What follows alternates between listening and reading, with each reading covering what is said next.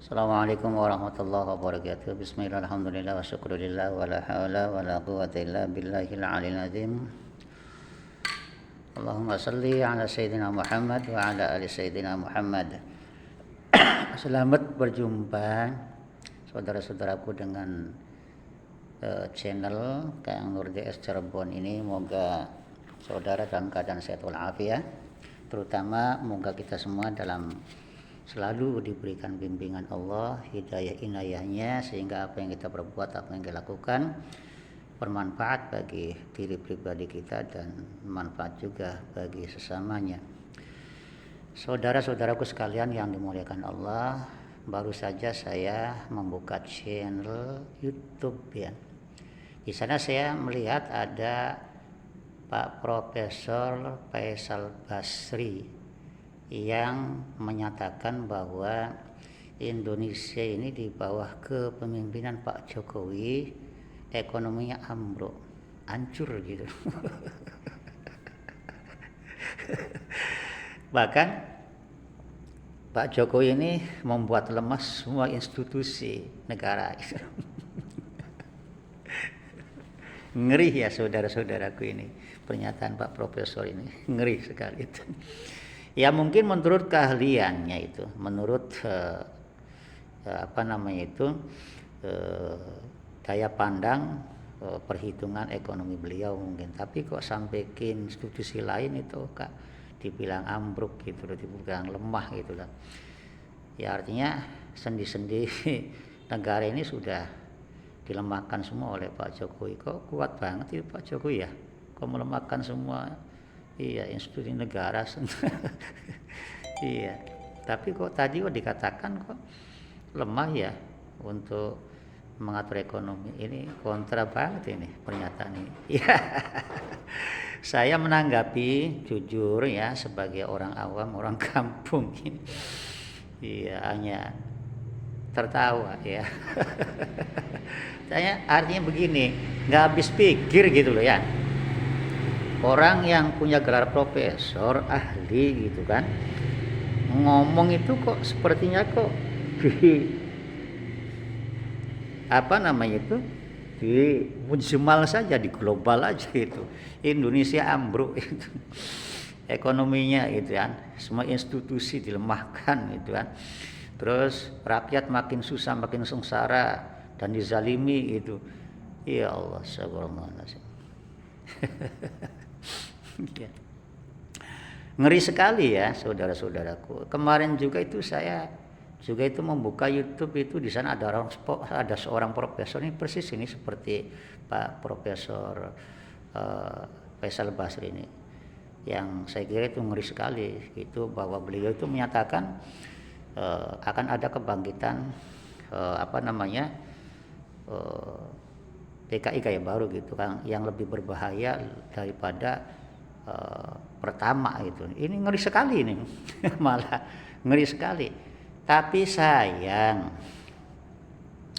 saudara-saudaraku, kalau tingkatan kita orang awam itu untuk memahami dan mengikuti teori-teori mereka, jujur kita nggak jangkau ya, bukan ahli teori. Dan teori-teori itu saya kira amat sangat mudah sekali sih bagi kita orang awam itu didapat dalam buku-buku yang ada itu. Nah yang susah itu praktek, yang susah itu pembuktiannya. Ini yang paling susah itu. Nah nyatanya Pak Faisal Basri, cobalah itu loh, buktikan dengan data yang akurat gitu ya, tentang institusi-institusi mana gitu kan yang dilemahkan gitu. Nah begitu juga ini Pak Profesor yang juga pakar ini ya, yang guru besar juga mengangkat isu PKI itu mana gitu loh, tuding aja, buktikan aja gitu loh ya. Jangan cuma membuat isu-isu yang mengerikan gitu ya, baik itu dari Profesor Faisal Basri maupun profesor yang ahli di UI itu katanya oknum ya, dosen itu ya, hanya pengangkatan isu-isu saja gitu loh. Bahkan yang sudah puluhan tahun itu isu PKI itu ya, nggak ada itu petunjuknya sampai sekarang itu. Nah, lain coba dengan seorang yang bukan profesor, tetapi peduli pada ketentraman dan keamanan bangsa ini. Contohnya Gus Islah Bakhrawi gitu kan. Beliau mengatakan bahwa ada sejumlah sekian ini yang masuk ke TNI nih, yang paham kilaper gitu ya, yang masuk polisi dapat dipertanggungjawabkan gitu kan, sampai beliau itu menyatakan seperti itu. Nah, bukan hanya mengangkatkan isu saja beliau, bukan hanya menakut-nakuti saja beliau juga hasil kajian, hasil penyelidikan yang dalam, yang akhirnya terbukti kan. Kemarin itu ada 2 brimob itu diciduk oleh Densus yang dinyatakan bahwa terpapar khilafah, terpapar ya teroris itu fakta. Nah, ini nih yang oknum profesor, yang praktisi, yang ahli, yang dosen itu ya mengangkat isu PKI bisa nggak dibuktikan dengan konco-konconya juga itu yang suka gembor-gembor pengangkat. Jangan cuman membuat isu-isu yang mengerikan bangsa sendiri ya. Apalagi ini isu yang diangkat demi kepentingan yang lain. Nah, ini saya kira itu lebih enggak enggak elegan lagi, enggak bagus lagi. Nah, seperti juga ini Pak Faisal Basri ya. Apakah iya seperti itu keadaannya? Kalau iya seperti itu Pak, bantu pemerintah Pak. Datang istana, sampaikan data-data yang akurat lengkap itu. Sampaikan ke Dewan Perwakilan Rakyat. Karena apa? Setiap kebijakannya Pak Jokowi itu kan digodok melalui perwakilan rakyat. Dan perwakilan rakyat sampai sekarang itu kan saya kira diem, nggak begitu protes banget terhadap kebijakan Pak Jokowi. Dan kenyataan yang kita hanya lihat Pak, ini bukan teori ya, kenyataan yang kita lihat dari berbagai macam pendapat ahli ekonomi juga, mungkin seperti Bapak atau di bawah Bapak ini ya, malah mereka menganggap bahwa Indonesia itu termasuk stabil ekonominya, meskipun kemarin itu terkena COVID ya. Iya, menurun tentunya ini ya masyarakat kita itu dari segi ekonomi karena adanya wabah COVID itu, tapi kan tidak menjangkit hanya pada Indonesia saja, itu kan pada negara-negara dunia juga terjadi seperti itu kan. Nah, kita tidak berbicara dan akan bicara masalah kondisi luar Pak ya, Indonesia katakanlah ya.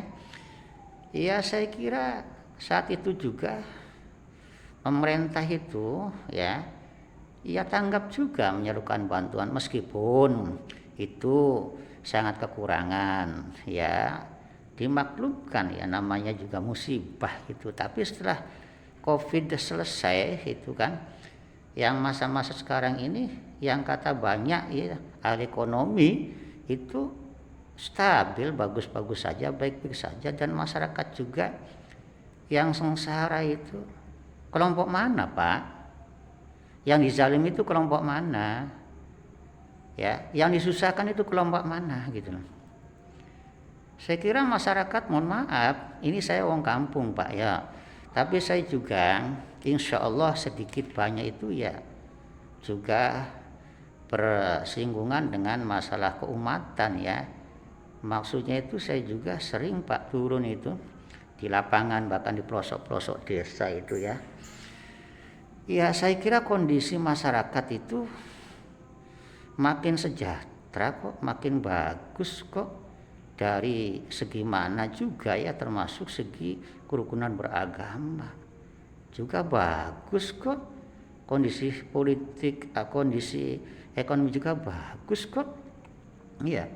Dan bahkan kita orang awam juga ini melihat kenyataan Pak ya, ketika G20 kemarin itu yang dikatakan bahwa oleh sampean itu, anggotanya itu mereka itu orang negara-negara pengutang ya, yang banyak utang, tukang utang dan sebagainya ya. Oke lah, itu kan versi sampean itu.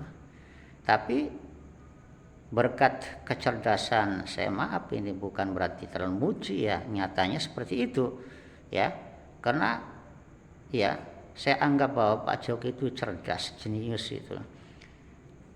G20 yang ada di Bali, yang diadakan di Bali kemarin itu, meskipun bermodal sekian tetapi mendapatkan gitu loh, nilai yang berlipat-lipat, bukan hanya kepercayaan tetapi juga pujian dan pengakuan yang baik gitu loh dari negara-negara yang besar itu terhadap Indonesia, terhadap sosok Pak Jokowi, dan menganggap bahwa penyelenggaraan G20 ini sangat sukses.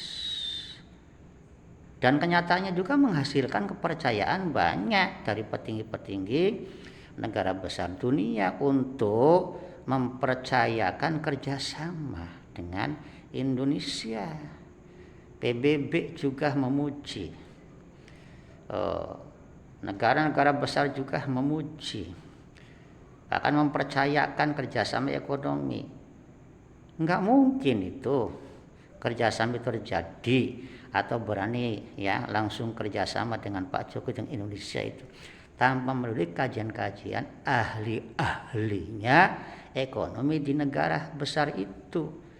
Nah, adanya kepercayaan itu kan berkat adanya kajian, adanya perhitungan untung dan rugi, madharat dan manfaatnya, dan tingkat kepercayaannya kepada Pak Jokowi. Faktanya mereka mau kerjasama, bahkan mau ya investasi dan sebagainya di bidang ekonomi, tandanya itu kan sudah percaya dan mendapat kepercayaan yang luar biasa, bukan hanya di tingkat nasional tapi juga di tingkat dunia.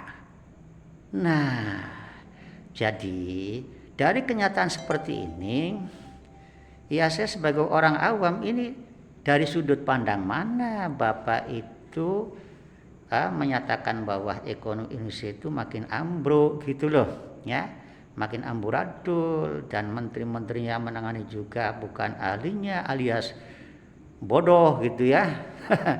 Apa iya gitu loh, sampean itu kok paling pinter gitu loh, paling sempurna, paling benar dan paling sukses, manakala sampean itu dipercayakan untuk menata ekonomi negaranya itu kan. Apa iya begitu? Manusia gitu kan semuanya itu sama Pak, punya kelebihan dan punya kekurangan gitu ya. Mungkin sampean itu punya kelebihan. Nah, kelebihannya itulah yang saya maksud. Sebagusnya itu untuk menutupi kekurangan. Bukankah tugas kita sebagai seorang muslim saling melengkapi loh, bukan malah kita melihat kekurangan kemudian kita mencacat gitu loh, dan gelendeng gitu loh, menyebar dan menggambar aibnya ke umum. Ingat omongan sampean, pernyataan sampean itu kan didengar oleh rakyat banyak. Lah kalau sampai terjadi pengaruh daripada omongan sampean, kemudian ada sikap atau laku-laku rakyat kecil gara-gara statement atau gara-gara pernyataan sampean, lalu timbul di sana itu kan kekacauan. Nah, apa itu tidak menjadi pertimbangan? Pernyataan benar itu Pak ya, bisa saja jadi nggak benar kalau dalam menyatakannya itu tidak tepat, tidak ada pertimbangan, tidak ada kebijakan gitu loh. Bisa saja itu hal yang tepat, tapi pernyataannya tidak tepat, malah menimbulkan madharat, tidak ada manfaat apa-apa gitu loh. Kenapa? Ya karena sampean itu kan dianggap sebagai seorang tokoh intelektual, tokoh pengamat, tokoh ahli, tokoh akademisi dan lain sebagainya itu kan, gelar-gelar yang terhormat gitu loh ya. Mungkin orang-orang ya sebagian mengikuti sampean, tetapi maaf Pak ya. Seperti juga yang disampaikan oleh profesor siapa itu yang dari UI itu kan, katanya pengamat juga guru besar itu kan, mengangkat isu-isu PKI juga gitu kan, yang sampai sekarang itu kan tidak bisa dibuktikan Pak, gitu loh. Kalau cuma isu-isu aja kan, maaf menurut saya itu kan teori mentah yang bisa dipelajari oleh siapapun, tanpa seorang ahli pun bisa Pak. Tetapi untuk menyatakan sebuah teori kemudian menjadi fakta bukti itu loh yang nyambung di lapangan, saya kira itu tidaklah selalu seperti itu ya. Ibarat begini yang saya sayangkan itu, seseorang yang bergerak intelektual profesor tetapi aneh ketika melihat itu loh, sebuah hutan di musim kemarau dari atas helikopter, kok bisa ya punya kesimpulan bahwa pohon-pohon atau kekayaan yang ada di hutan itu semuanya musnah karena dilanda kekeringan.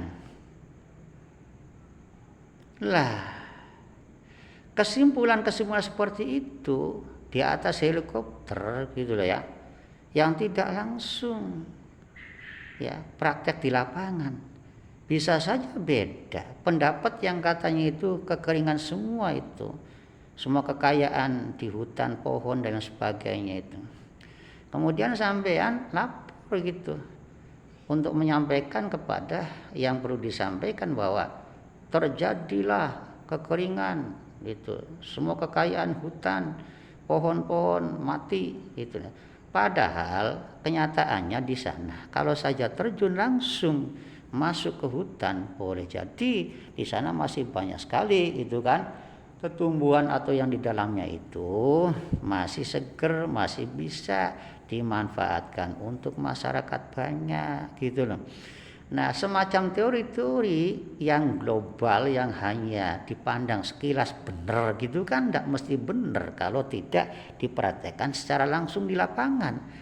Nah, saya sebagai orang awam Pak, ya ini ya terserah lah kalau nanti saya menyampaikan ini mendapatkan nyinyiran, tanggapan atau dianggap bodoh, dianggap emang saya orang bodoh, sekolah dasar saja nggak tamat Pak ya, apalagi menanggapi teori-teori macam sampean macam itu tuh, dosen yang di UI yang mengangkat isu PKI yang sampai sekarang nggak ada bukti itu, iya, dan juga itu yang sepemikiran dengan sampean itu ya, saya nggak tertarik gitu kalau hanya penyuguhan teori-teori saja seperti itu, nggak percaya itu Pak ya. Mohon maaf, orang saya sendiri keluarga bangsa Indonesia ini kok merasakan nggak begitu susah-susah banget gitu ya, dibanding coba Orde Baru itu kan dulu itu kan ya, saya sendiri tuh Pak mengalami Orde Baru itu, keselnya kebijakan terhadap kebijakannya itu, sehingga saya berusaha dengan ilmu yang saya dapat itu di kelas 3 SD itu ya, saya apresiasikan itu lewat tulisan lah itu kan, lewat artikel lah atau lewat aksi-aksi yang kontra kebijakan. Nah, karena apa? Karena ada keberanian untuk menyampaikan seperti yang disampaikan oleh Pak Hasan Basri terbuka zaman sekarang ini kan, Pak Hasan juga merasakan bagaimana itu Orde Baru. Nah sekarang demokrasi itu juga diberikan oleh Pak Jokowi secara luas-luasnya sampean pada bangsa kita itu loh. Jadi kalau anggapan sampean itu bahwa institusi ini dilemahkan semua sehingga buat hancur semua, susah, itu yang mengerikan sekali Pak. Saya nggak respect itu. Juga termasuk tuh yang sejalan dengan pemikiran sampean itu tentang isu PKI lah, tentang macam-macam lah yang hanya bisa ngejek nyinyir itu. Memalukan Pak. Ya, punya titel terhormat tapi kok sikapnya kok ada yang suka nyinyir, merendahkan, menghina, itu bukan kelakuan orang intre itu seperti itu. Pokoknya punya rasa malu lah. Saya sendiri itu yang menyaksikan tuh malu Pak, gitu loh. Apalagi menyaksikan sampean-sampean yang punya gelar itu ya, ya hanya menyampaikan isu-isu teori ya, saya kira itu ngambang itu Pak. Yang kenyataannya sekarang itu kan masyarakat tambah sejahtera, ya, pemerintahan kita makin bagus, makin dihargai, disegani dunia. Kan bersyukur, faktanya Pak Jokowi banyak sekali mendapat penghargaan dan pengakuan. Adapun sampean itu enggak ngapa semua itu ada prestasi, anggap itu sebagai langkah-langkah yang bagus dari Pak Jokowi, dari pemerintah kita, ya sampaikan dong pada jalur-jalur yang semestinya, bukan itu loh, maaf ya, jawab-jawab di depan umum, di publik, itu dampaknya kan kurang baik Pak. Itu ya, kepada saudara-saudaraku sekalian juga ini yang perlu saya sampaikan juga lah, untuk masa sekarang itu kita juga ya harus teliti dan pilih-pilih lah, jangan mudah begitu saja itu percaya dan silo ya. Maaf Pak Profesor, ini saya jadi bicaranya itu juga ini ya merupakan tazkirah ya, peringatan bagi, enggak mestilah orang yang punya gelar ya kemudian juga punya prestasi ya baik itu, enggak. Banyak orang juga yang tak punya gelar, bahkan punya sekolah itu yang kurang pendidikan juga banyak kontribusi untuk negara dan umat itu. Jadi enggak tolak ukur lah, maaf, apalagi kalau seorang punya gelar yang terhormat tetapi masih juga suka nyinyir, suka ngedumel itu, ngorek-ngorek, cuman kesalahannya doang tanpa solusi gitu kan. Apalagi yang sampai merendahkan, apalagi yang sampai mengumpat, apalagi yang merasa dirinya tidak level atau level yang lebih tinggi itu ya, sehingga ada rasa gengsi, rasa ego itu kan. Ini saya kira saudara-saudaraku, marilah kita sebagai orang awam pun berhak ya untuk menyampaikan sesuatu yang apabila sesuatu itu mungkin perlu kita sampaikan lah. Memang semua punya resiko itu, tetapi kita serahkan saja ke Allah. Pak Hasan Basri mohon maaf, Faisal Basri mohon maaf ya bila penyampaian saya juga ini sebagai orang desa ya yang tentu saja bukan hanya medok dalam bahasa etikanya yang mungkin SDM saya itu sangat rendah ya, jadi keadabannya mungkin kurang, tapi mari kita bersama-sama untuk membenahi keadaban dulu, mari kita juga membenahi akhlak dulu ya, supaya apa yang kita sampaikan, apa yang kita kerjakan itu akan membuahkan manfaat dan membuat orang lain jadi adem gitu loh, membuahkan kerukunan, keguyuban, kesemangatan. Sekali lagi mohon maaf atas segala kekurangan. Billahi taufiq wal hidayah. Assalamualaikum warahmatullahi wabarakatuh.